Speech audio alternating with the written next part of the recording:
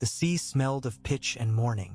It climbed the quay at night, a slow black animal with its ribs of hulls and ropes. Cersei moved as a shadow inside a shadow, bearing none of the ornaments that had once declared her to the world. No crimson brocade, no molten collars, no scent sharp as crushed roses. Her cloak was a washerwoman's rough wool. Her crown lay in a velvet sack a boy carried, the gold knocking softly as a second heart. In the deep of her mind, another sound abided, the whisper of a girl's voice from long ago, telling her the shape of ending. She told the voice to be silent and kept walking. Qyburn limped beside her, pale and earnest. Two red cloaks who were no longer red guided them through a river of tar light toward the waiting cog. Behind them the city slept badly. There were carrion fires on the hill. There were rumors walking with bare feet. There was a young queen with dragons and a brother with a clever tongue. There was a debt shaped like an iron bank and a war that shuffled like old men's bones. But ships were always truer than rumors. A ship took you away. A ship did not ask what you'd done, only where you needed to go. The captain said his name was Karzo, a merman with skin the color of old smoke and a mouth that kept forgetting to be polite. He admired the heavy chest without showing surprise. "The narrow sea has moods," he said. "We will pray for one of the gentler." "Pray then," Cersei said, and did not. They slipped away like a lie told softly. The lanterns of the quay diminished to sparks and then were only the red memory on the inner side of the eyelids. The ship rose and fell, the wood creaking like a tired bed. Cersei went to the prow. The wind jumped and flattened her hair against her skull, making her head feel small. She watched the darkness ahead, certain that it watched her in return. She had learned long ago that darkness had its own intelligence. On the second day, the sea was quarrelsome. It kicked at the boards and spat spray into their faces. A mast rope thrummed itself mad and snapped. A boy broke 2 fingers trying to tame it. The chest of gold slid and thudded. Qyburn took his hand from it as if it burned. Karzo laughed once, a short, bitter thing. The men moved like men do when gold is near, quick and respectful with their eyes, their thoughts as busy as rats.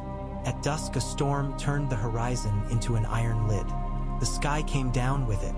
Waves shouldered them and showed them the pale bone of the world.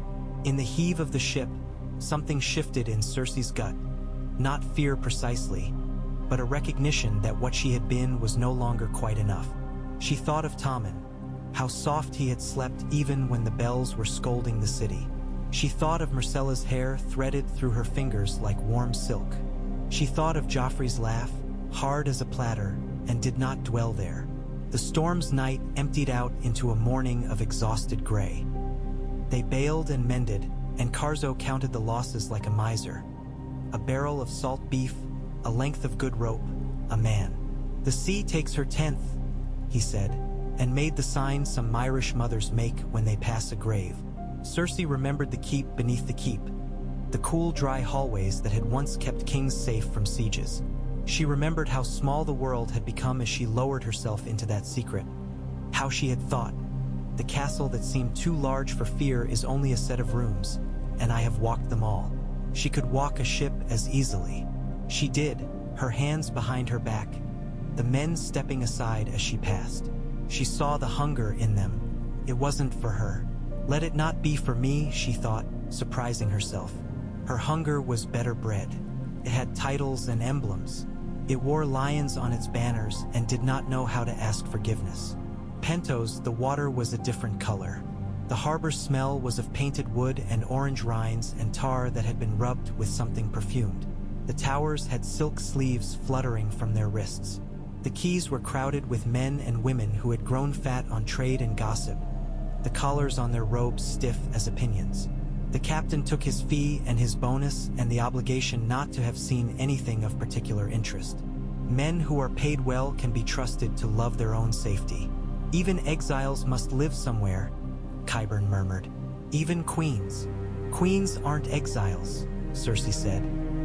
"They are simply displaced."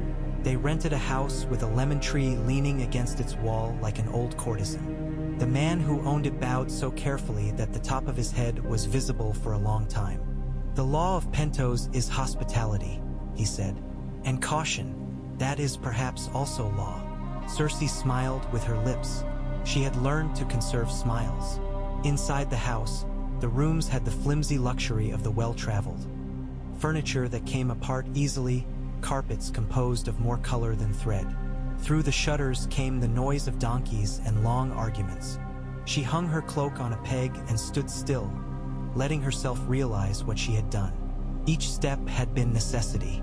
Altogether, they were a choice. In the days that followed, her gold became attention. Attention drew orbiters, and orbiters brought offers. A man with eyelids like moth wings offered guards who had sworn their swords to his mother's soul. A woman with hair like a waterfall of pins offered to introduce her to a magister who could arrange new names that would carry old privileges. A young priest of the Red God came, invited by no one, and looked at her with the tender alarm of a physician examining a wound that would not heal. The flame said this face would come, he told her, and she felt the old contempt that had not lost its flavor.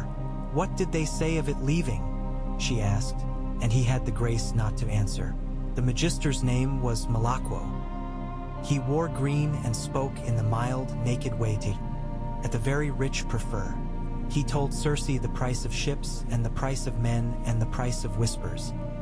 He told her whose house to drink in and whose house bore a curse that made wine sour in the stomach. He told her what she must already have known, that the lenience of Pentos toward exiles came with chains that only showed themselves if you pulled. Friends, he said with a deprecating shrug, meaning creditors. Allies, meaning purchased enemies who might forget they'd been bought. Companions, meaning spies who would report first with kindness and later with essences and names. Cersei teethed on the word no and found it still sharp. She refused the magister's suggestion that she remarry someone heavy and boring and useful.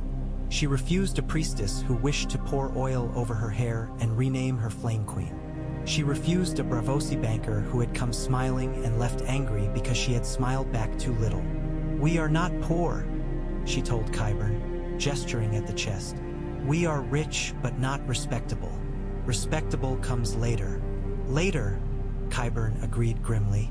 He had a cough that had developed a small personality. It came to their councils like a thin stranger and put its hands on everything. He was working with the Myromancers of Myr by courier very quietly to learn the names of certain oils and the temperatures they preferred. A rogue alchemist came in the evening with his hair singed and his mouth a cracked gray line and asked if she wished to let the gods decide. The gods are preoccupied, Cersei said. I will decide. Vika arrived without being invited by anyone who admitted it. She was not young. She was not beautiful in a way that comforted men. She moved with the practical grace of someone who had never thought much of mercy but liked efficiency. I used to sell letters about other people's lives, she said. And the letters got thicker until I realized I was, in effect, selling those lives outright. It is better to skip the letter.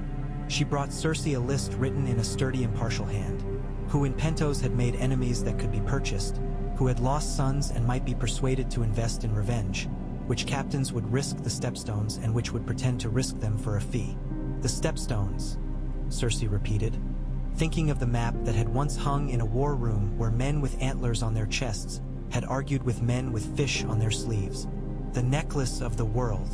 Whoever wears it owns every kiss between one continent and the other. Vika nodded as if the thought had been hers. Bandits rule there only because no one organized the bandits into something with better uniforms.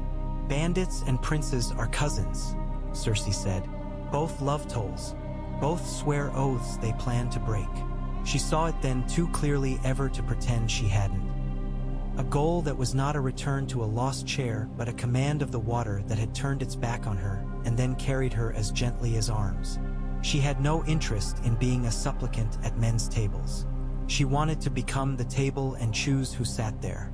Hire the right pirates, Vika advised. Dress them in law and song, and they will become respectable enough to be paid in public. Malakwo introduced her in a careful way to captains. The first three were men who believed respectability was piety, pretending that the sea was already clean. Their eyes slid off Cersei's face and stuck fast to the gold. She sent them away with less than they wanted and watched them totter under the weight of her regard. The fourth captain was a woman with half her ear missing and a smile like a drawn blade. She was called Lorelia Sand if you believed her and Lorelia something else if you did not.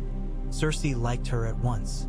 Lorelia had songs sung about her in taverns but was careful not to be seen listening to them. When Cersei told her of the stepstones, Lorelia stood very still, her attention like a pointed instrument. "A net," she said finally. "The sea's own net, dragged between Essos and Westeros until every fish pays you to be left alone." "Not a net," Cersei corrected gently. "A gate."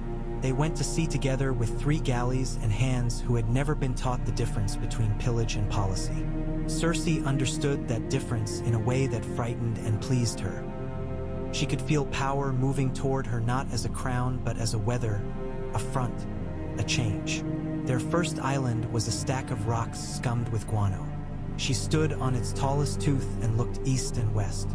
The strait between the 2 continents had been fought over since the world began having arguments. She imagined chains across it, and not the old rust chains that had once netted a rebel fleet in a river, but new ones that were not iron at all. Contracts, oaths, stories that went down easier than law. She imagined banners that meant something to men born far from Casterly Rock. She imagined words that would taste like bread in their mouths. She did not yet decide what these words would be. They took a second island with the precision of a performance. A landing at night, a quiet, the brief and private deaths of men who thought the rocks were their bride and only learned their mistake in the moment the knife became surprising. Cersei did not go ashore for that. She did not intend to be democratic with her own neck. From the deck, she listened to short shouts and then to silence and then to the footfalls of returning men who had become richer. When they had raised a new banner, she allowed the chest to be opened. Each man touched a coin minted with a lion that had learned to swim. Vika's letters moved as quietly as cats. She had never said whose pockets they went into, only that they would arrive where they would be of most use.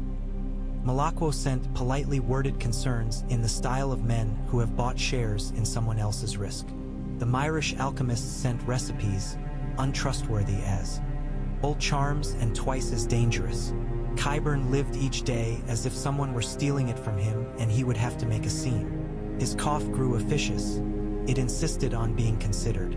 "I will need a place where things may be made and tested," he told Cersei, a little irritably, like a man asking for ink.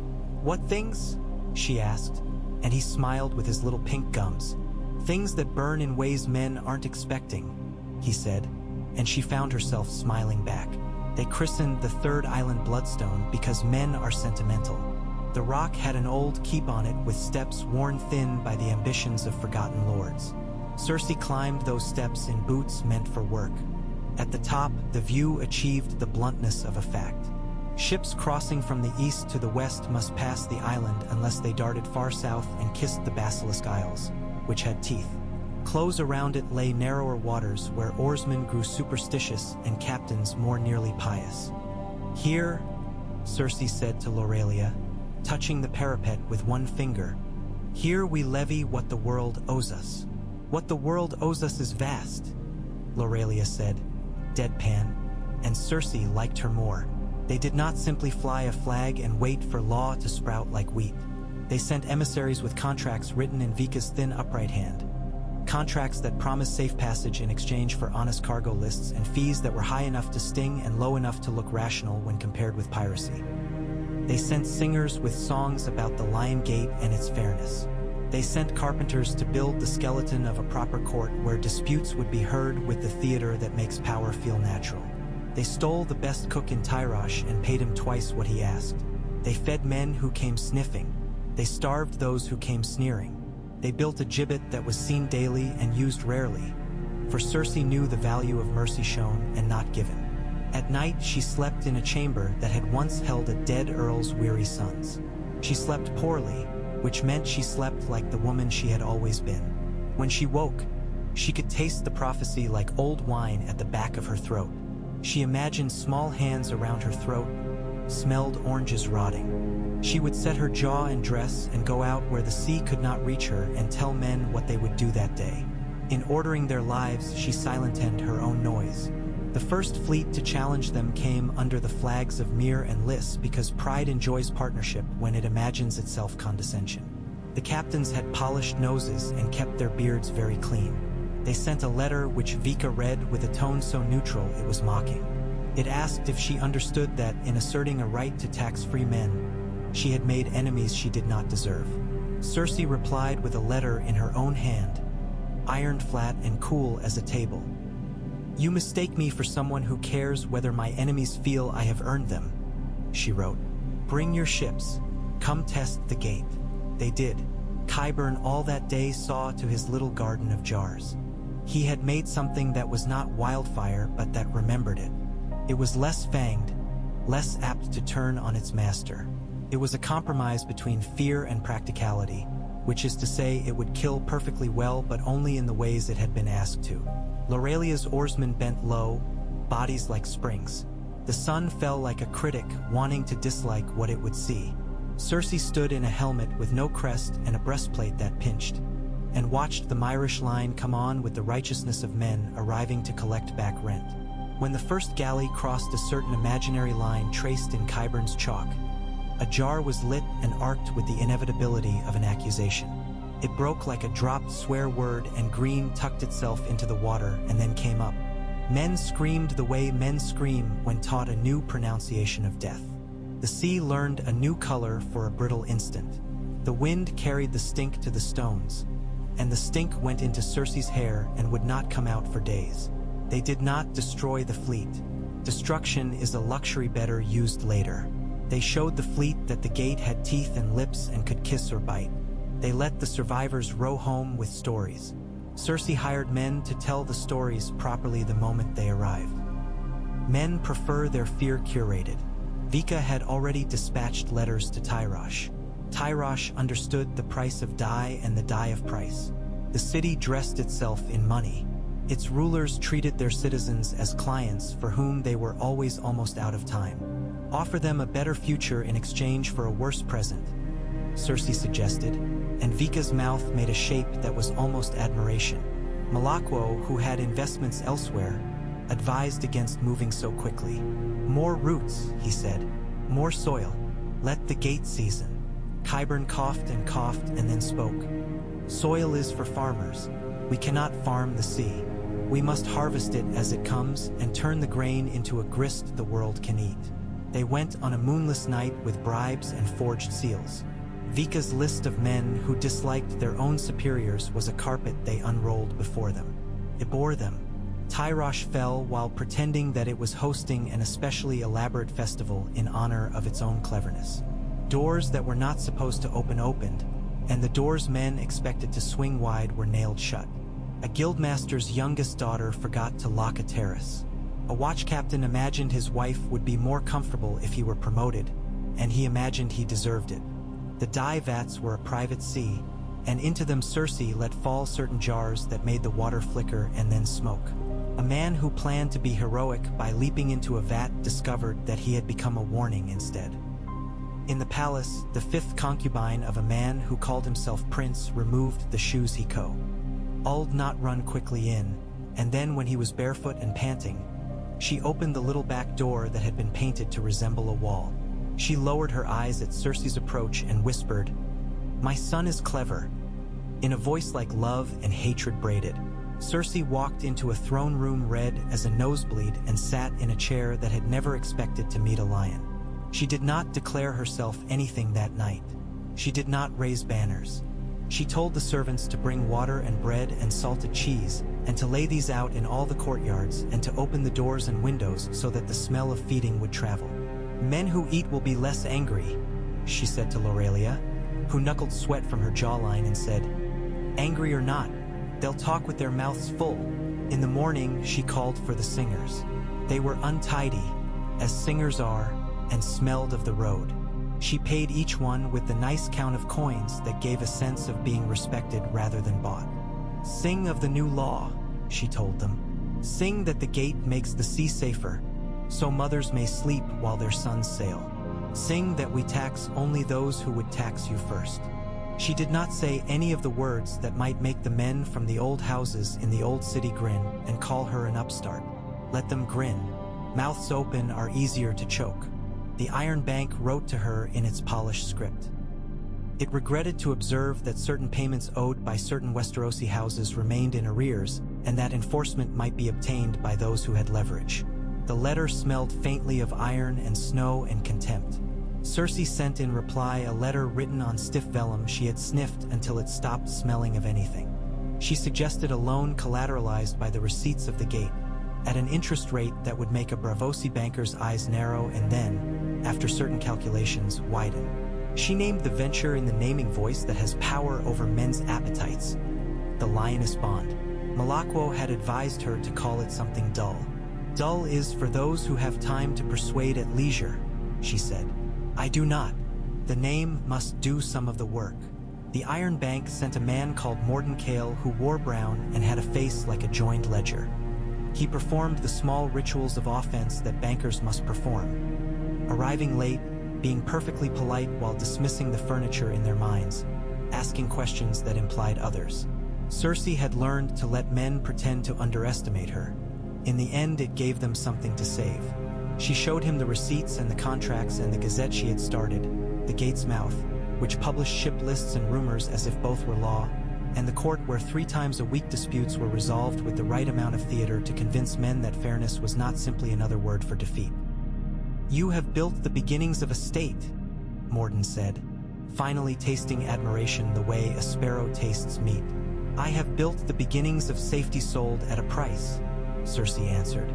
States are things men invent later to justify their prices. He lent her the money. With it, she bought 3 more galleys and a forge and engineers. She hired a Myrish maker of crossbows named Roro Euhoris, who had hands like friendly birds and taught those hands to make scorpions that could spit bolts like opinions. He fell in love with a woman who washed clothes in brackish water, and the 2 of them would argue in the courtyard about the price of iron as if they were the last 2 scholars in the world. For their wedding, Cersei gave them a ring made from the handle of a rusted sword. She understood already the uses of symbol. She could respect love even as she planned to use it later. Qyburn woke, coughing blood into a towel that he held against his mouth with a kind of dreamy detachment. The sea is bracing, he told her, his eyes bright. I feel sharper. There is more to be done, and I can see where it belongs. I have an idea about ropes and jars and pulleys. You don't need to impress me, Cersei said. He smiled. I have never needed that. He died. It was in the night and it was quiet. He left a note in which he'd drawn a little diagram of a mechanism that he had imagined only hours earlier, and the drawing had the coziness of a small confidence. Cersei sat with the body until dawn, listening to the distant growl of the sea as if it were considering her. He had been useful. He had been loyal. He had kept his curiosity sharper than his malice, which is a kind of goodness some men manage. She had never loved him, not with the giddy blindness that had been the mistake and glory of her life, but she had valued him. She allowed herself to feel the warmth leaving him and to count another loss that she did not intend to show. In the morning, she ordered a pyre and over it spoke 2 sentences about service and the curious elegance of flame. She had him burned with the jars that had broken in a storeroom and with the diagram tucked under his folded hands. She watched the fire and did not blink. Without him, the world did not pause. When had it ever? The Iron Bank sent a second, smaller letter with a wolf's courtesy congratulating her on promptness. The Temple of the Red God sent a delegation that sang about the certainty of light and the possibility of destiny. She let them stand in her court and threaten her with miracles. Then she thanked them and sent them away with food and a donation that was not insulting and would only be read as strategy by the clever. Vika found a man from Volantis who had failed in public and therefore would succeed in private. He became the steward of Tyrosh under a new charter, shorn of 3 old perquisites and granted 5 new tasks. Lorelia brought her a map on which the pirate lords of the Isles were arranged like an awkward dinner party. Which ones do we invite? Lorelia asked. The hungry, Cersei said, and the ones who are too proud to say they are hungry. She wore, in those days, a piece of Tyroshi glass carved in the shape of a lioness that someone had pressed on her, as if pressing a blessing or a curse. She liked the cool of its back beneath her shirt. She began to dress in sea colors, grays, hard blues, letting red slip further from her. When she went among the men, she did so with her hair bound and a sword at her hip. She rarely drew it. Men needed less to see her fight than to see her not need to. The first time a Braavosi ship was stopped and taxed, the captain stood in her court and used beautiful, bored insults. He had a voice like a knife in water. Cersei listened. If she interrupted, she would enlarge him. When he had exhausted himself, she had an accountant read the line item that described the shipment's weight and its stated contents, and the line item that described the same in a more literal sense. She allowed the court to laugh in only one place, the place where the captain was forced to laugh a little, too. She found for a smaller fee than the man had expected and for 2 bottles of the captain's own good wine, which she had shipped to Bloodstone and drank in silence on a night when the wind was busy snatching at the banners. Tyrion came as if he had been conjured by the fact of her success. Of course he came. Where there were games with high stakes, he appeared like mold in damp bread. He wore a beard meant to confuse and traveling clothes that had earned their dust. He drank the wine she had taken from the Braavosi and praised it in the elaborate, catty way he had. He looked older and more hollow and more himself. "Sister," he said almost kindly, "Empress of the Stepstones. That has a taste to it." "I am no empress," she said. "I am an owner of a necessary inconvenience." "You are a gate," he conceded. "Gates make friends and enemies faster than any woman I have known." "And you are a man who likes to stand in doorways," she answered. "Join me or leave me. I am too busy to be insulted properly." He told her of the West as if he were telling her of a party at which she might make a grand entrance if she wished. He observed without visible relish that those who had sought to destroy her had mostly managed only to amuse themselves. He pointed out that she could, perhaps in time, go home. "This is home," she said. He looked surprised, then pleased.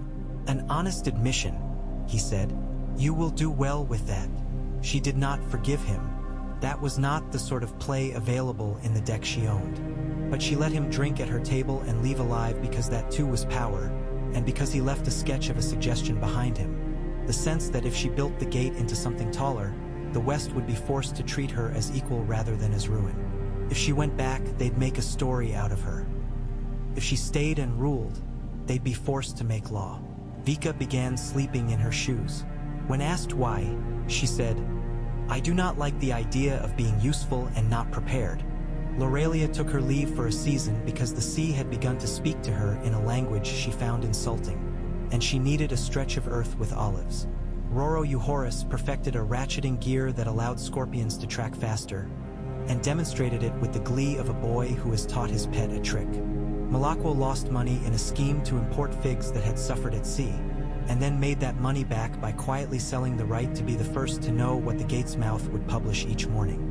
Cersei woke every day with the certainty that someone had decided to betray her and took some satisfaction in being right about this often enough to stay sharp. When the coalition from Lys and Myr and Braavos came again, they did not send letters first. They came with 22 galleys and a banner that was not one of theirs, a new white spiral that meant we are newly serious. Cersei noted the banner and told Roro to ready the chains. Roro had devised a tethering rope strung with jars that could be raised as an invisible hedge in certain currents. It was a child of Qyburn's diagram and Roro's impatience, and Cersei loved it as she might have loved a child who held her gaze without flinching. The battle held itself while they arranged it. There's nothing more ceremonial than the moment before men kill each other.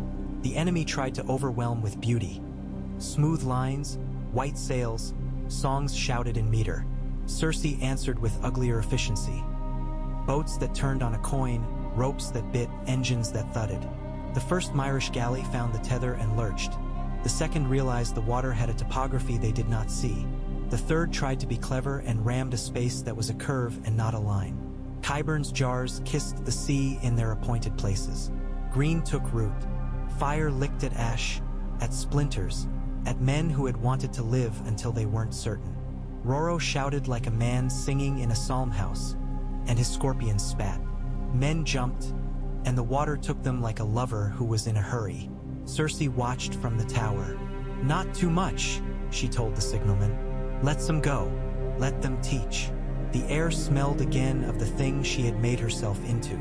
She held the parapet until her fingers ached and thought, with sudden sour humor, that fate might be only the story women tell themselves when they have been denied tools.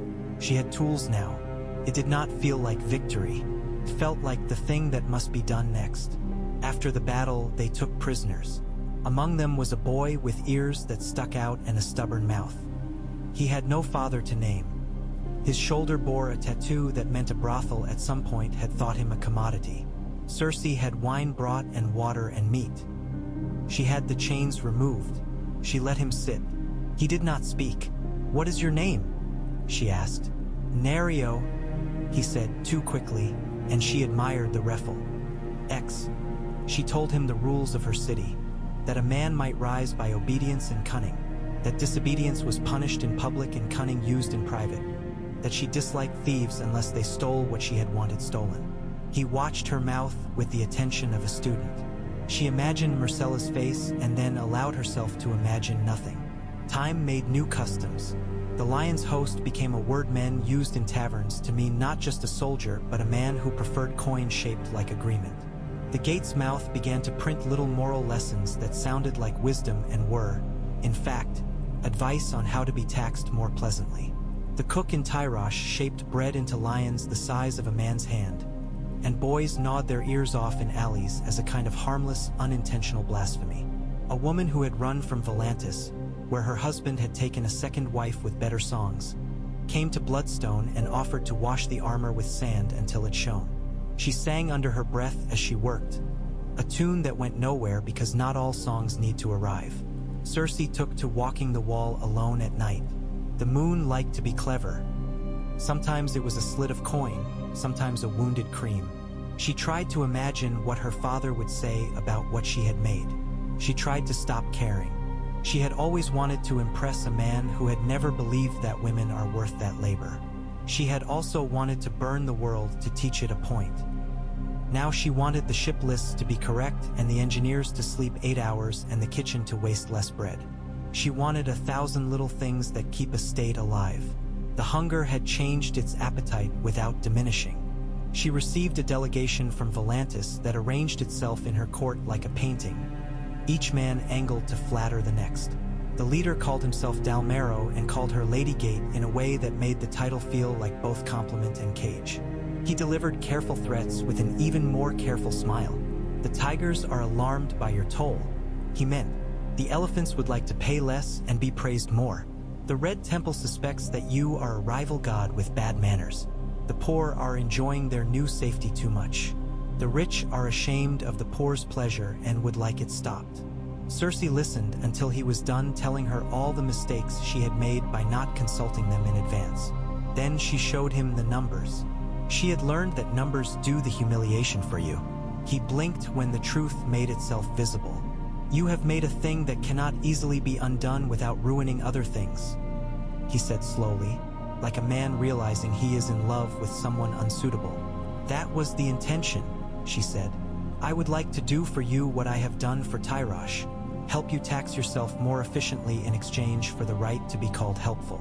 We can bake the bread, and you can cut the slices. You may keep the knife." He asked for time. He asked for more wine. He left with an expression like the beginning of a new habit. News arrived like birds do messily. Somewhere a plague of coughs had eaten 3 streets of men. Somewhere a man who had killed his friend for a share of profit had been killed by the friend's sister in a street heavy with oranges. Somewhere a woman had given birth to twins and declared the gate their godfather. In Pentos, Malaquo threw a party for his own survival and invited no one whose invoice he had not paid. In Tyrosh, a guild declared that it would rather go hungry on principle than fatten under a lion. They did not go hungry. Principles do not fill bellies. She woke one morning to find the sea acting strange. It was smudged and glassy, and the gulls scolded. In the afternoon, a storm arrived that was too organized to be weather. It was a fleet from Bravos disguised as disapproval. They wanted more coin. They demanded dignity. They had a piece of paper with wax at the bottom. Cersei took one look and grew bored. She had Roro draw up the chains. She had the jars ready. She had the signalmen oil their flags. The battle that followed was uglier than the last because Braavosi take their reflection very seriously. When the first of their ships caught, they sang as if insulted by the flame, and the sound made the hair at the back of Cersei's neck rise. She made herself remember the boy Nerio and his quick lie, and she promised herself to give him a job that would teach him to lie better. The seam of her life held. She learned to sleep 3 hours and wake like a blade being drawn. She learned to delegate to Vika the punishments that needed to be thought through and not simply felt. She learned that mercy was cheapest when public and exact when private. She learned, at last, to keep a small account of the things she wanted only for herself. There were few. One was the way the morning light made the anchors cast long black bones in the water. Another was the piece of Tyroshi glass warmed by her skin. Another was the sound men made when they felt suddenly safe.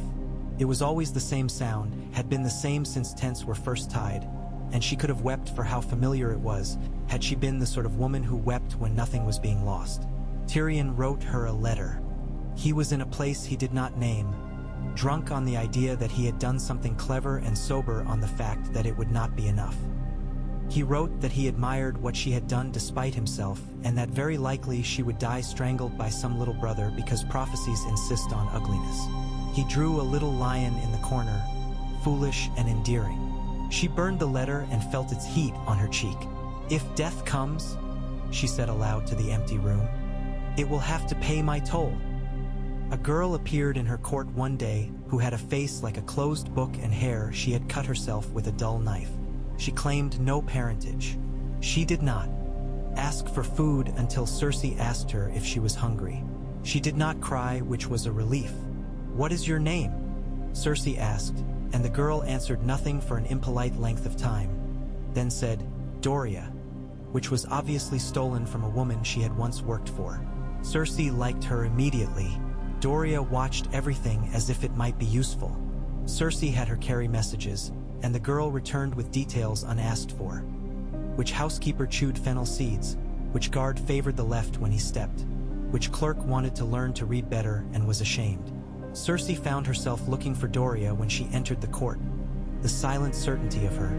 The way she moved in a room like a wind that does not make the candle go out but makes it lean. "You care," Tyrion's letter had implied, as if care were a vice. Perhaps it was. She found herself caring about the little efficiencies. The way long nails make poor pages and short ones make pages smile. The way bread for the men who row tastes better if baked by a woman whose husband is not in debt. She cared about whether Lorelia returned from her brief marriage to Olives with a man she would tire of quickly. She cared about whether the songs told of her made her sound arbitrary rather than implacable. She cared about whether the Iron Bank wrote in a tone that suggested surprise or expectation. She cared and called it management. Years have a way of passing like boats viewed from a high wall. Clearly, then quickly, then as wakes only. She did not keep track of the number that had passed since the night she had walked into the sea-smelling dark. Her hair streaked itself with gray threads she allowed to remain because vanity is another tax unworthy of paying daily. She began to think more often when she woke of her mother. She wondered what her mother would have done if someone had told her she could build a small empire instead of losing her life to a complicated birth. She wondered if her mother would have had the patience for the way men needed to count their coins while pretending to consider their souls. Dal Mero came again from Volantis, this time with a smaller entourage and a heavier face. The tigers had learned to pretend to be elephants, and the elephants sometimes forgot they were not tigers. The city was as it had always been, a conversation between appetites spoken in gold. He sat beside her in the Tyroshi chair and lowered his voice. "If we give you the right to apply your gate's principles to certain voluntary transactions in Volantis," he murmured, as if telling her a secret about her dress, "will you allow us to call it something that does not contain a lion?" "I do not care about the name," she said truthfully. "Call it the Tiger's Mouth. Call it the Good Ditch. Call it the Ledger's Consolation. We both know what it is. I will send clever men who forgot to be cruel, and they will make your stealing more sanitary." You will thank me because your poor will be less hungry and your rich less frightened." He pressed his hands together in gratitude like a man praying to a god he had not entirely believed in until the god turned out to be useful. "You will be attacked for this," he warned, "by men who fear their old tricks will no longer work." "I am attacked daily," she said without pride.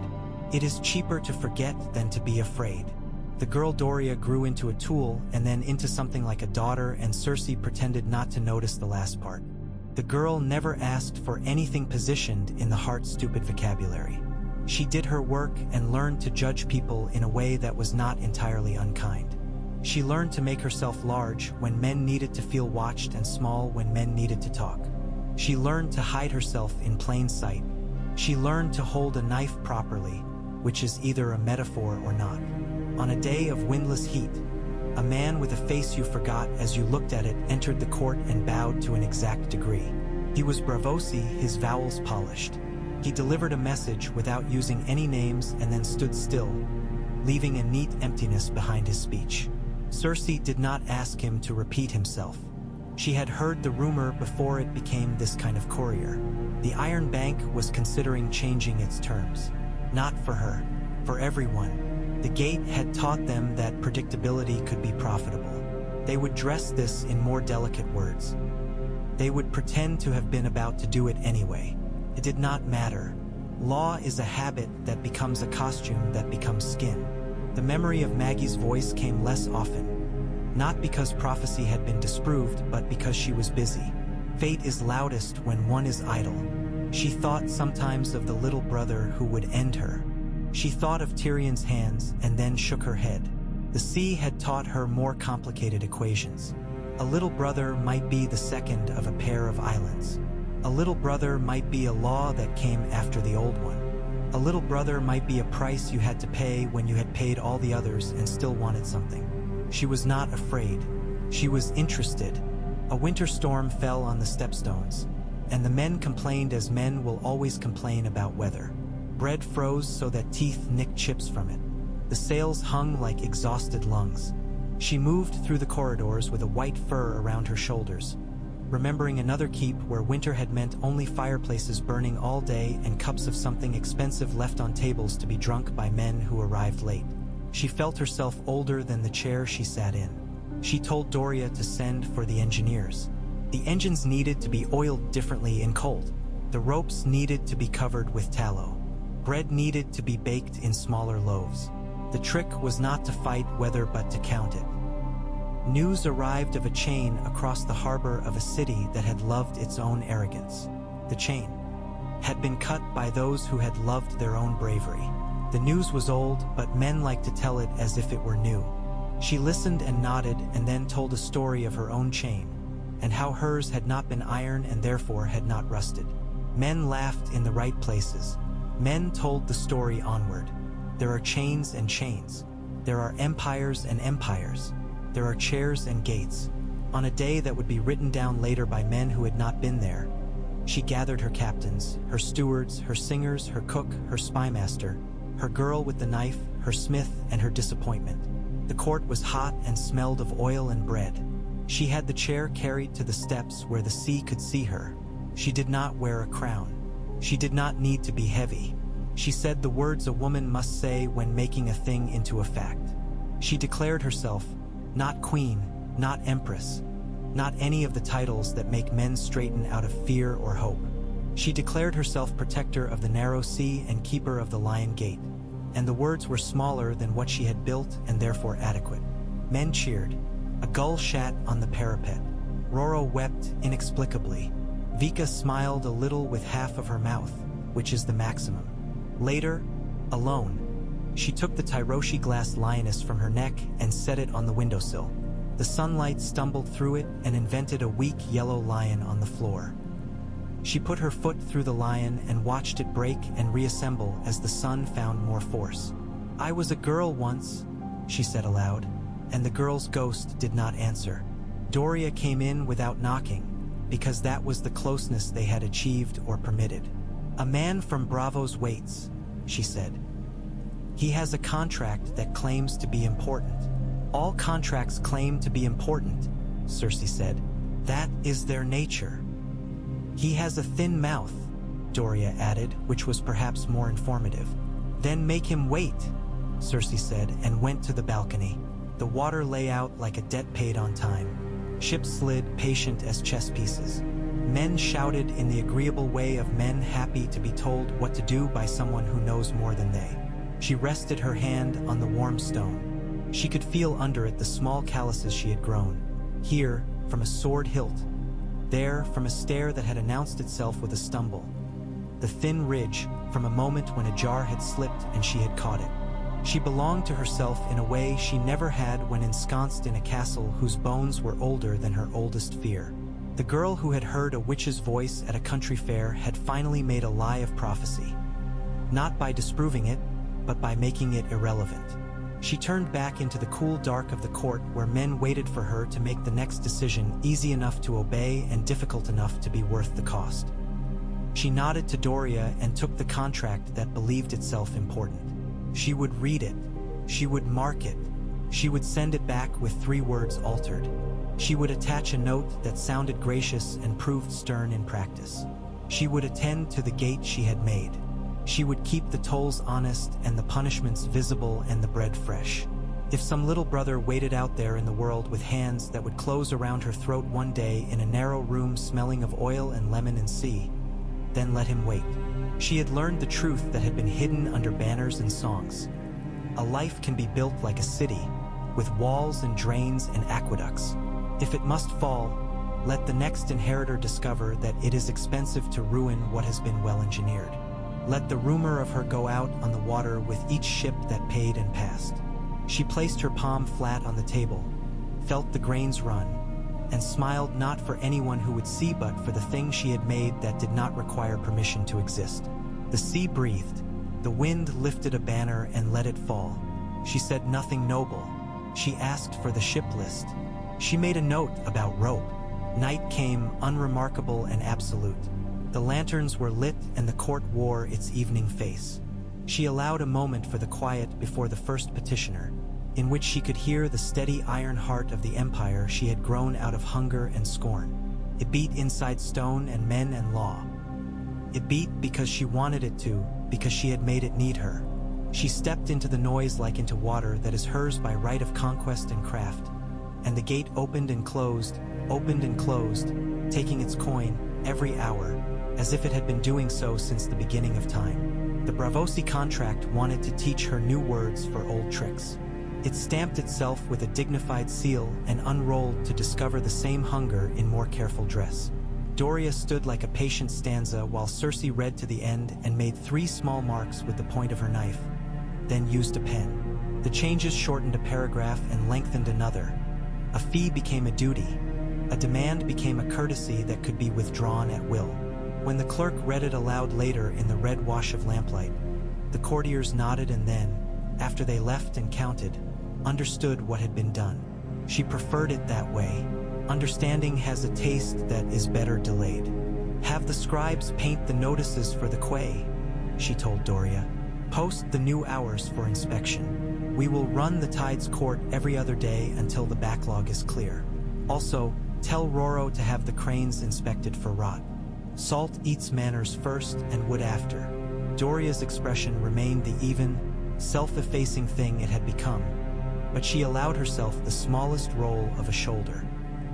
He will complain that engineers are paid in copper when they want compliments. Pay him in both, Cersei said. And make certain the men who lift argue only about rope and not coin. The gate's mouth was not a book but a wall. They had found an old warehouse and sanded its boards until they were smooth, and each morning the scribes, their hair tied back and their sleeves rolled to keep ink off cloth, painted ship lists, levy tables, and the smaller news that keeps a city interested in itself. Births, deaths, the day's rations of coarse bread for oarsmen, the exact hour when the Lion's host would practice in the lower yard so that boys might watch and want a sword as badly as a sweep. Men argued in front of it with their hats on. Women read with their lips moving. Sailors touched their names as if they were proof that the sea remembered them. A courier from Tyrosh arrived sweating through a jacket too fine for the roads. Guildmasters in that city had discovered a principle that had hurt their teeth. If shipping was safer, prices fell, and if prices fell, the small, nimble men grew quick and bold. The guild wanted something done about it. They always did. Cersei read their letter in the courtyard with bread in her hand. A crust she broke and ate without tasting while the pigeons watched her as if she were a debtor. When she was done, she called for Vika. "They've dressed Greed up as tradition again," she said. "They will be satisfied if I help them back to their old profits, and if, afterward, I am willing to be blamed by the poor. It is a religion, the ease with which rich men prefer to be hated." Vika's expression had the dry music of rain that does not quite fall. "We can give them something else to sing. The dye houses stand because they own their vats. If we give coin to the men who carry the dye and teach them to cooperate in public while cheating one another in private, the guild will find itself buying loyalty like bread. No man likes to starve near a full table." "Do it," Cersei said. "Post the first loans as a reward for good behavior. Let them believe the idea was theirs." Lorelia returned with olives in a sack and dust on her boots and a mouth that had not learned caution on land. She flung herself into the chair opposite Cersei, as if she had leaped aboard a ship, and grinned with her missing ear. "Your gate is the talk of brothels and monastic houses," she reported cheerfully. "Men are beginning to boast of paying your toll, the way men boast of having endured an illness that made them interesting without killing them. That will hold until some hero drowns and makes a better story." "I have heroes," Cersei said. "They will be told that drowning is bad manners." Lorelia snorted and dropped the olive sack. "I married a tree and divorced it. It will not miss me. The basilisk men have built a fleet of insults with teeth. They paint their eyes and their ships and like to throw poison and poetry. They are not your problem until they are." "Everything is my problem until it has paid," Cersei said. "Find their favorite harbors. I will give your men letters that make them feel lawful when they burn something." Roro brought her a bolt like a polished phrase and a gear whose teeth were so precise that even his enemies admired them. He explained, with excited courtesy, the adjustment that would allow scorpions to bite quicker in wind. "We should name them," he urged. "Men fight better for things with names." "They already have names," she said. "Debt, toll, bread. Put lioness on their limbs if you must. Men fight better for women, too." He blushed as if she had said something generous. It was generous to allow him to keep his romance with machines. She had learned that men held themselves together with large feelings they called by other names. Roro's was work. Lorelia's was speed. Malakwo's was caution. Vika's was control disguised as service. Tyrion's had always been wit demonstrated like jugglery. Her own had been fury taught to dress properly. Time had taught it accounts. Bravo's attempted cleverness instead of noise. Letters stopped coming. Notes of hand hesitated or went gray. The bank did not withdraw. It would never do anything so clear, but it looked away with the studied innocence of a thief's cat. Hers was an empire built on the rhythm of ships and on the trust that a coin paid today would be honored tomorrow. She felt the weather change without seeing clouds. She sent no complaint. She sent contracts to Volantis instead. Dalmero's men carried them, and gently offered the same to Pentos, where magisters counted in private and loved to be seen counting in public. Malakwo wrung his hands decorously, then recruited 2 old men who had once tallied taxes for a prince that the city insisted on calling Archon, even as it forgot his face. They taught her scribes a way of recording debts with little diagonal marks that could be shared across cities as easily as gossip. The lady's ledger, men named it, because even men who resented her preferred to keep track and hate her with math rather than improvise their anger and lose count. "The Iron Bank will return," Malakwo predicted, worrying his lip with his teeth, his rings clicking softly the way coins do when men are nervous. "Banks prefer profit to pride. They are like men who tell themselves they like clever women until a clever woman corrects them in public. Then they sulk. Then they return with better manners. They will return because their own men will get tired of working for less," Cersei said, "and because they will not be able to keep telling stories that do not include me. A map must either change or look foolish. Piety came dressed as policy. The Red Temple sent her a priest whose beard was a controlled fire and whose palms were soft as parchment. He stood beneath the gate's mouth and declaimed a sermon about light and justice and the way the drowning sea was a false god. Cersei listened from the upper balcony. The crowd listened more carefully because she did. The priest finished with a flourish and a prophecy that sounded like a wager. Light, he insisted, would devour her gate if she did not bend toward righteousness. Righteousness is a tax code, she said when he had been shown into her court and presented with a cup. The rest is habit and fashion. If your God wishes to pay, he may send coins like any other. He laughed, unexpectedly bright. You have made a city of tolls, he said. We named a god of fire and a god of shadow. Perhaps we need a god of price. If I present you with petitions to stop the purchase of children by masters in Volantis, if I sing your gate as a machine that catches men who throw nets, will you prefer to be praised for mercy? I prefer to be paid for safety, she answered, and to wage war on chaos. Men who do not sell children do not cause riots when a girl goes missing. Call it mercy if it helps. I call it cheaper order. He inclined his head as if the trick delighted him and left with his beard tidy again. A week later, the petitioners began to cluster near the court with papers that named small wrongs. She signed the ones that would make fewer men angry than they made glad. She denied the ones that would cost too much law. There was, as Lorelia had promised, a storm with eyes painted on its sails. The basilisk men came up from the south with ropes soaked in oil and words sharpened to make free sailors feel ashamed to obey. They fought like dancers and died like men surprised to discover that fire kills no matter how well you move. Cersei did not watch the fighting close enough to smell it. She stood in her tower, where the wind taught her hair the habits of ropes, and watched the little arithmetic of ships play itself. Roro's scorpions hummed. Qyburn's jars broke with their dull, obedient music. Lorelia's boats slipped where the current bulged. The basilisk men burned, and their poems did not protect them, and those who lived ran low in their hulls to escape the aim of her engines and the stares of her men. Afterward, on the quay where the fishwives sold sorrow softened in brine, she saw a child with a wooden sword and a painted shield. The lion on the toy was cartoonish, friendly. The child bashed the knee of a father who laughed and became, for a moment, a boy again himself. She felt the old ache at such scenes, the ache that reached for Tommen the way a hand reaches for a basin where it always expects water. She allowed herself to stand and look until her throat hurt like a fist opening. Then she turned and made a note about oars. The long boats wanted new copies. The wood was old as a lie.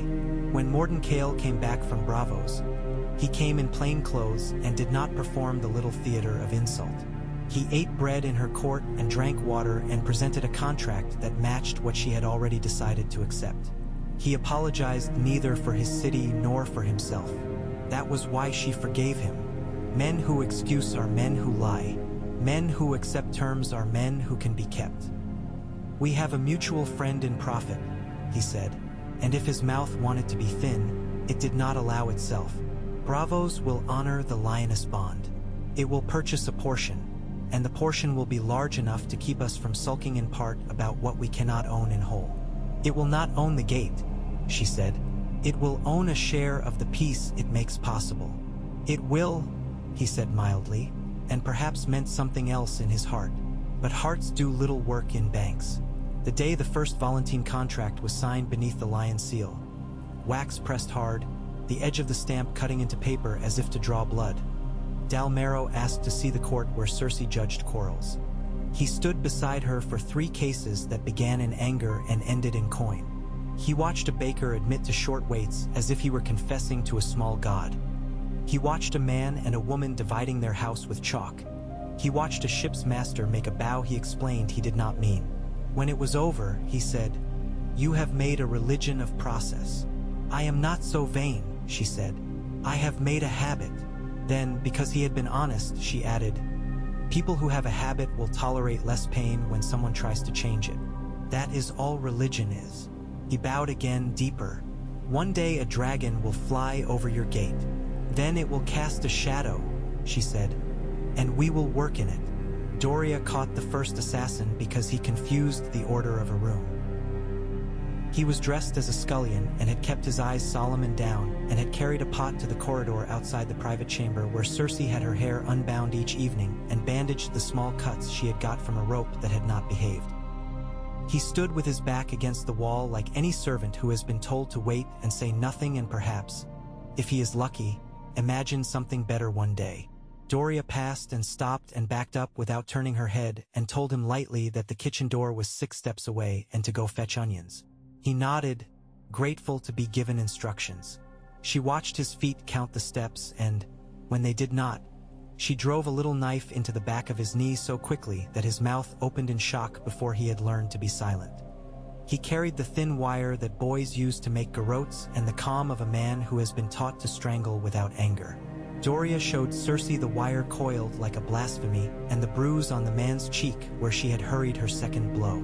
Beneath his shirt, the prickling tattoo that signified a Braavosi house of worship had been altered to make a slogan. Cersei read the words and smiled because they were so sure of their own rightness. Men loved to believe in principles that made killing feel like tidiness. "Do not put him on the gibbet," she said. "Blind him in one eye and send him home. Let them see his face and their lesson in it. Do it quietly. Send him with a letter that thanks them for sending me proof of their faith. Praise them for their restraint next time." Dor looked at the wire and then at Cersei's hands as if she expected to see a ghost around her throat. "It should have been rope," the girl said, as if talking to herself. "Rope leaves a bruise like a necklace, and a wire sleeps harsh in a hand." "You have done well," Cersei said. "Change nothing except your shoes. You need soles." When the second assassin came, he did not come alone. He came with a song and a tray and 6 cups, and he came into the light. He had cut his hair to the way of a Lycene server and had dyed his teeth very slightly, so that his smile was a novelty as well as a compliment. He poured and waited.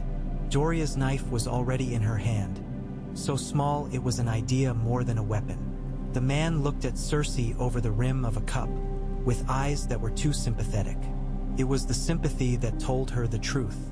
Men who wish to kill her think they understand her, and men who think they understand her believe they will be forgiven if they do it neatly. She tipped her cup into a plant and commented gently that the wine smelled of saffron and should not. He did not flinch. He bowed and left and never reached the door. Nerio, now an officer among the host, came out of the wall with 3 quiet men and tied the would-be friend so gently that he might have been a child being tucked into bed. In the man's sleeve they found a small packet of powder wrapped in paper stamped with a maker's mark from Lys. Innocent on its face, fatal when pressed beneath a tongue and melted with a kiss. Cersei had him flogged and freed and followed. He led them to a tavern where men bought oaths 1 flagon at a time. Vika went in wearing a tradesman's coat and came out with 3 names and a price and a note written by a hand that had once addressed invoices to a magister and now addressed invoices to anyone who would pay for an ending. The Tide's court grew busier. Men had learned the route to a place where anger could be listened to without having to end in blood. Cersei liked the way the walls of the hall dumbly remembered voices. She liked the way the door bolts sat in their slots like sleeping eels. She liked the way the stone steps wore under heel exactly as a ledger wears at the corner where a thumb lives. She liked, despite herself, the feeling that she had made a thing that would outlast her if someone did not burn it down. She did not name the feeling. She learned that to name a desire invited a god to hear it.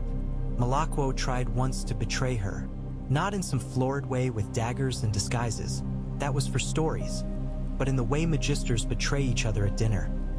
He attempted to corner a market in salt fish by paying the levy for a dozen ships in advance, and then having the men who loaded them put stones under the fish so that each cask weighed a little more than was owed in fish and a little less than was owed in truth.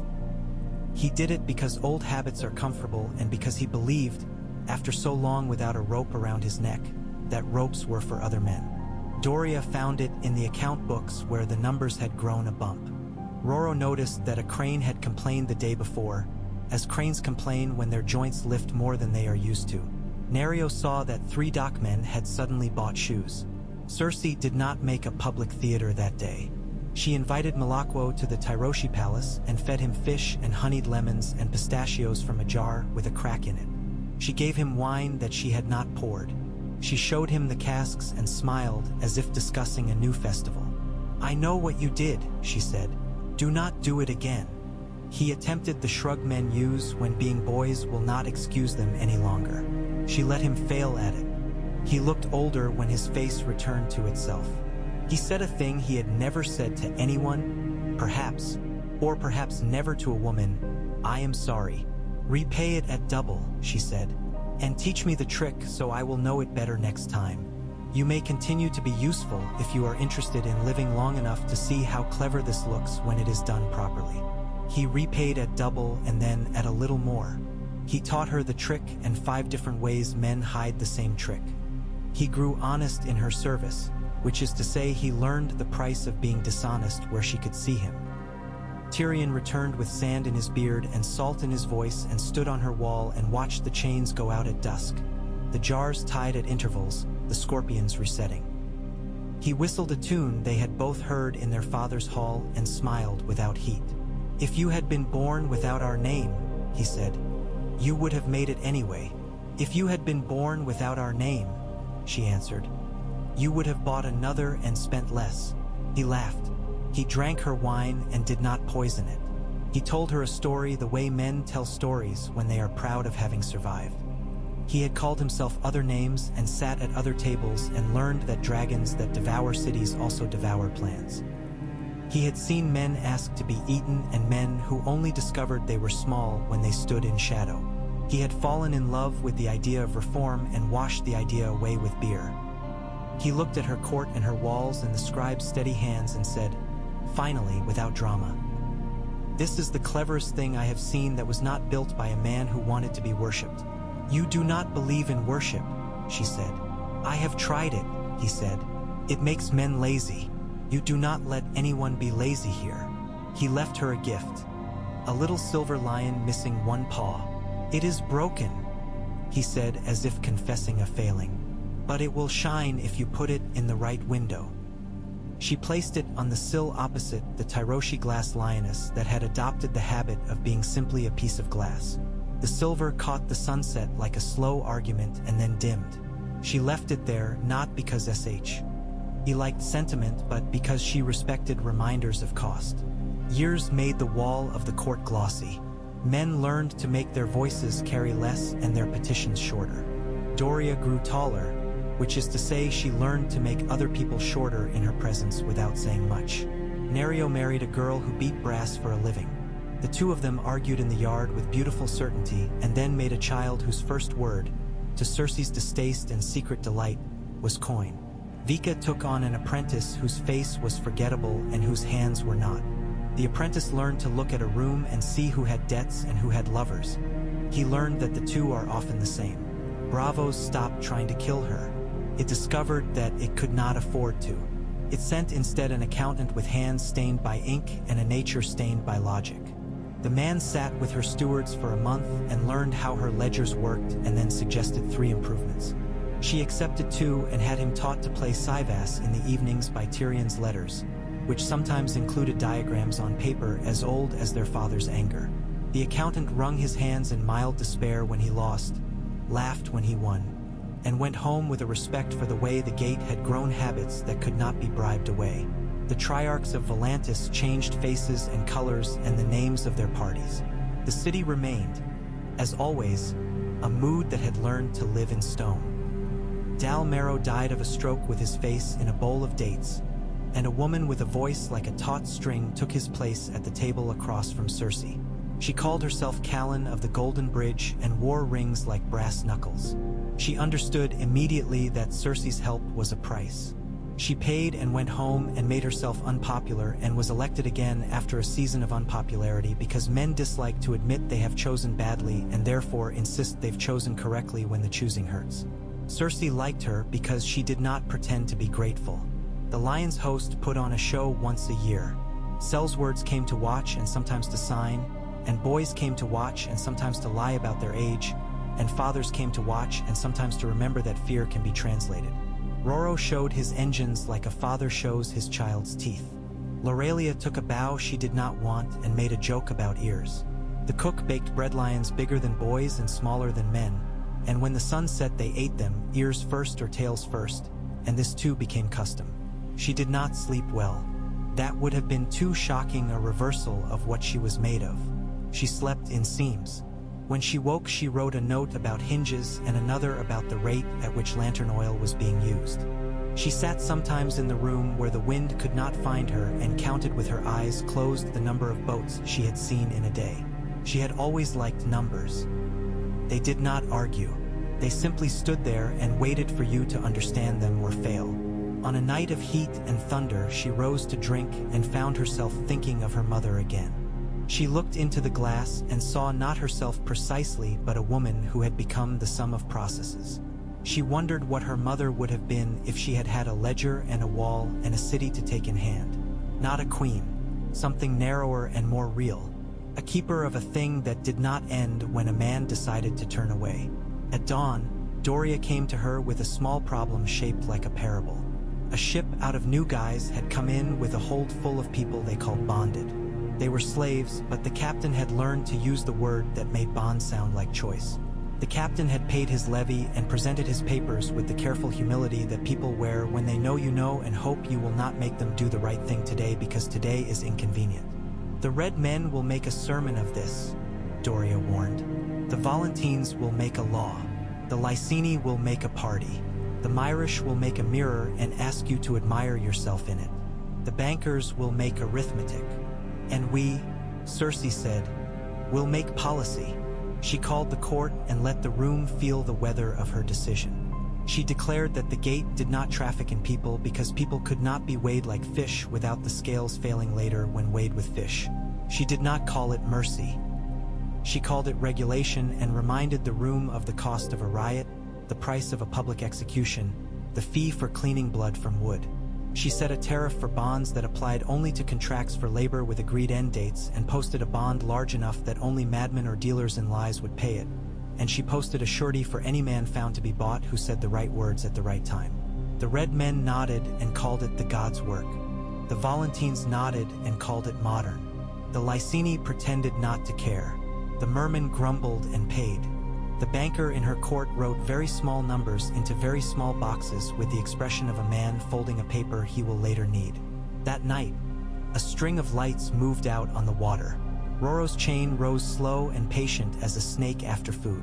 It lay across the strait and went slack and taut by turns, and the jars hung from it like fruit that men would remember with a curse or a grin. The nearly windless water reflected stars badly. Somewhere to the west, a woman who did not know her name would be having a child without coin or help. Somewhere to the east, a man would sell that child later if permitted. Between them lay her gate, which had no soul and yet enforced one. The next day, the guild of sailmakers in Tyrosh threatened to strike. She sent bread. She sent a set of needles stolen from their own stores, polished and returned with a note that had in it 3 jokes and a promise to pay for the first. Death if they would agree that there would be no deaths. They agreed because men like to receive their own property wrapped as a gift. Later, they would declare the victory theirs. She wrote in her ledger the cost of the bread and the needles and the promise, and made a note to have Vika find out which guildmaster had a son who preferred perfume to sailcloth. Lorelia came with a rumor and a bruise. The rumor was that a Khalasar had reached the edge of a sea and decided that it should learn to cross. The bruise was a demonstration given by a man who had assumed that the ear she was lacking meant weakness. She knocked the rumor on the table like a cup. If horsemen become shipmen, she said, they will become worse than pirates. Pirates like profit, horsemen like proof. They will need to be taught the habit of harbors, Cersei said. It can be done.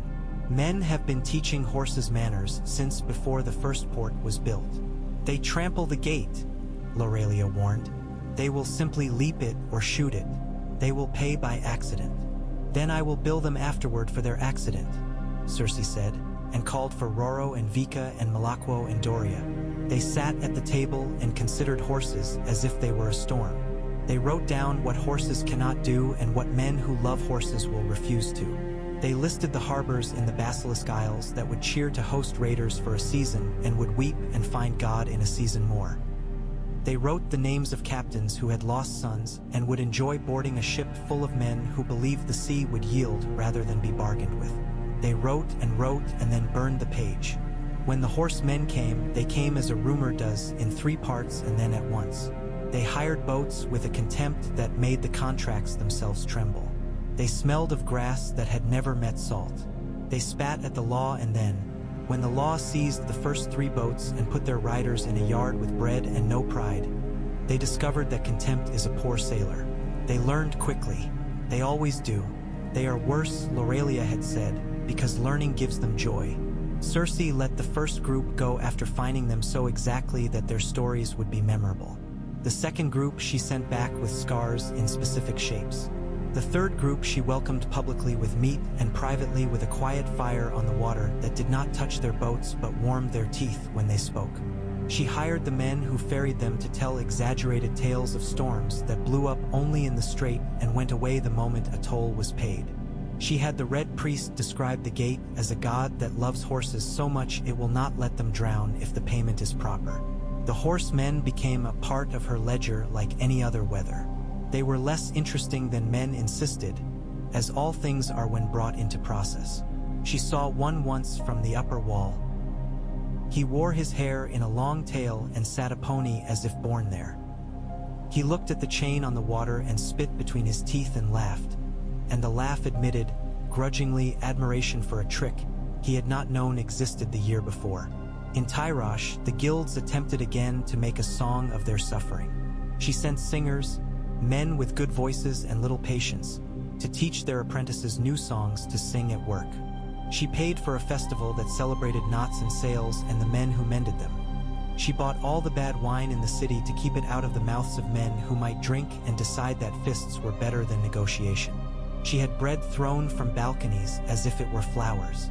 She stood on the balcony of the palace and nodded to the men who booed her and smiled at the boys who pointed and the women who judged her dress. She had never much cared what people thought of her appearance, but she cared now that they thought she was inevitable. Nerio's son cut his thumb on a bolt and came into the court to show Doria, whom he had decided was magic because she had put a drop of oil on his hair once and told him he would grow taller. Doria bandaged the thumb and told him he would be a coward if he cried about a cut he had earned. He did not. He sat on the steps and watched his father argue in the court about rope and wages, and at the end he fell asleep with his mouth open like a small fish. Cersei came down, stepping carefully so as not to wake him, and looked too long and felt again the familiar tearing in her chest. She had learned to accept pain the way one accepts a scar one does not plan to cover. She had learned to endure without performing endurance. She did not permit herself the mistake of letting the boy become precious in her mind. Precious things are the easiest to break. Malaquo brought her a problem from Pentos. A magister had died without heirs but with debts, and the house that owned him wished to sell his library to men who knew how to cut paper into seals. Malaquo suggested buying the books with a portion of the lioness bond and burning the ones that lied and keeping the rest as a school.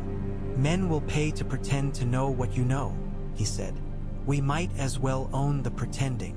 She did not care much for books. She had known too many that spent their lives around men who had failed to learn how to use a knife and instead learned how to use quotes.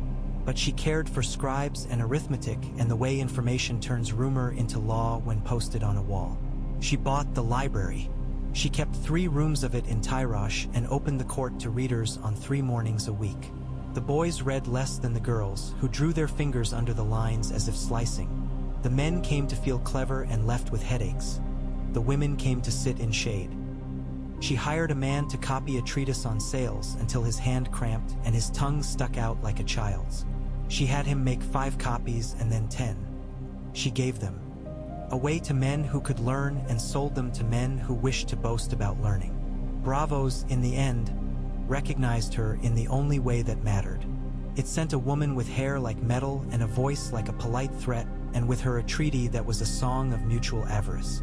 It gave up the most insulting adjectives and kept the nouns. She signed, and then, when the woman had turned, she smiled because she had come from incest and prophecy and had become a clerk. It would have made her laugh once, and then it made her proud. She had become what she had needed to be, which is the only miracle that counts. On a morning when the sky held itself the way a lie holds itself, too perfectly, Vika brought her a rumor that was not a rumor. Lys has a new archon, and he wishes to invite you to bed or to dinner, depending upon whether you prefer food before or after. I prefer neither, Cersei said. And both. Write him that dinner is a word I enjoy, and that I eat only where knives are inspected and promises are not wrapped around meat. Find out which of his concubines keeps a journal and what it costs to encourage honesty. The dinner was painted. The Archon wore his extravagance like sympathy and told her that the city wished to join the Gate Compact, as men had begun to call what she had thought of and refused to name, and then named only because others had. He asked only that the levy on perfumes be cut and that his favorite singers be permitted to sing in Tyrosh without a tax on song. She agreed to the first and laughed at the second. He laughed more loudly because in Lys they have trained laughter to pretend it belongs to wit. Later, he showed her his gardens. The night smelled of 1,000 metals beaten into scent. He boasted softly of a boy who had learned to sing like a girl. She smiled as if she cared to cut his joy. She did not. Men's toys are their bribes to themselves. On her way back to the ship, a man with shoes made in bravos fell into step beside Doria and told her the word Valonqar in a language Doria pretended not to understand. He told her that a little brother will end a great woman, and he said it with the little smile of a man who enjoys being part of a famous fear. Doria looked at him until he could not decide whether to be ashamed or to be larger. He turned away. She kept the word in her pocket like a shard. She did not show it to Cersei. She did not need to. The word walked in the court sometimes all by itself. There was a winter again, this one real and not just the sulk of a wind. The sea froze into a skin, and the jar ropes collected rime like an old man's beard. Men fell from ladders and swore. The ovens ate wood and then went silent and learned to eat dung. The bread tasted of stubbornness. Cersei walked wrapped in fur and learned which corners kept the cold at their elbows. She ordered oil to be rationed by height of wick. She ordered boys to be paid for bringing in pellets of dung, for boys can be invented back into work by making a game. She ordered speakers to stand in the square and tell jokes at the hour when hands went numb, because humor warms men better than most bread. The men hooted and were grateful. Even gratitude becomes a habit if fed properly. One night, when the yard was blue with cold and quieter than a church, Cersei woke because someone was breathing in the room who was not her and had the wrong rhythm. She lay without movement and counted the breaths, and then, when they came again too softly for a servant and too carefully for a lover, she sat up and said, "If you are going to kill me, do it properly." The room remained dark. The breath did not change. Doria came in without knocking. The candle she carried in its little horn made a weak pool that found a man with a rope in his hands and a face as young as a new loaf. He wore no shoes. His eyes had decided to be brave and were regretting the decision. The rope had the little knots that teach a novice how to hold his anger in the correct shape. He lowered the rope as if lowering a flag and looked at Doria as if she were mercy and at Cersei as if she were something he had meant to learn to hate and had failed. He was Nerio's wife's little brother. He had been taught bravery by men who did not care how long he would live. He had been promised a future if he made a deed symmetrical with a prophecy. He had, at the last, found that symmetry is difficult and that his hands shook when asked to hold it. Cersei rose, the blanket falling, the cold kneading her shoulders. She looked at the rope and then at his hands. She looked at Doria and saw in her face a calculus done quickly and carefully. Cersei took the rope. She placed it around her own neck, a gesture that felt like a ceremony and like mockery, and then lifted it away. She put it in his hands. She said, "You cannot kill me because you do not know why you are doing it. You have been given a word. Here is another cost. Go home. We will need men who can hold rope properly for the chains. Work at the chain. When your hands stop shaking, you may hate me again if you wish." He cried then with a small sound that is the human animal remembering it is small. He left. Doria, after a while, put out the candle and sat on the floor with her back against the bed, a posture she had learned when she had learned to sleep in barns. She said nothing. They both did not sleep for an hour and then did. In the morning, Cersei stood at the wall and watched the chain lift through the faint ice. She felt the ghost of the rope on her neck, and it did not feel like prophecy. Felt like a tool. She felt alive, not in the absurd, heroic way of men who have fought duels, but in the smaller way of someone who has made a choice to continue the habit of breathing. She made a note about rope fibers. She sent for Nerio and had his wife tell the boy to come back in a week and bring his hands. When spring made itself cheap and chayed. I see the court swelled. Men bring grievances out of winter like splinters. She had the sessions twice a day, morning and late, and let Vika whisper in her ear passwords for certain households. She rejected 3 petitions and granted 7. She watched a girl argue for her wage in a voice like a bell that had learned to be metal.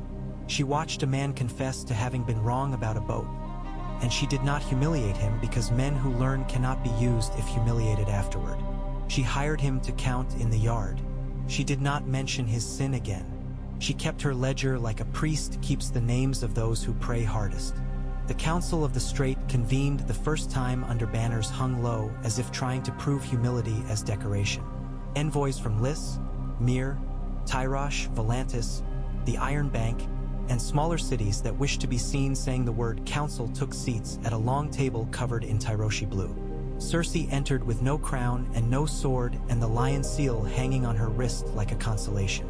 She spoke briefly and then let the room talk until it found its own boredom. The first matter was fish. It always is. Men will invent philosophy to avoid paying for mackerel and then invent war when philosophy fails. She watched them talk and thought of the first time she had stood on Bloodstone and seen a possibility that was not a throne. She thought of her children and the one she had been and the one she had become. She thought of the wall being painted each morning and the chalk that wears to nothing and the boy who had tried to strangle her and now learned to tie knots with pride. She thought of Tyrion's little silver lion on the sill and of her father's voice, which arrived sometimes in her mind with the smell of ink and ioned wood. She lifted her hand. The room obeyed the old magic of power. She said the words that made them sit and count. She put before them law like bread.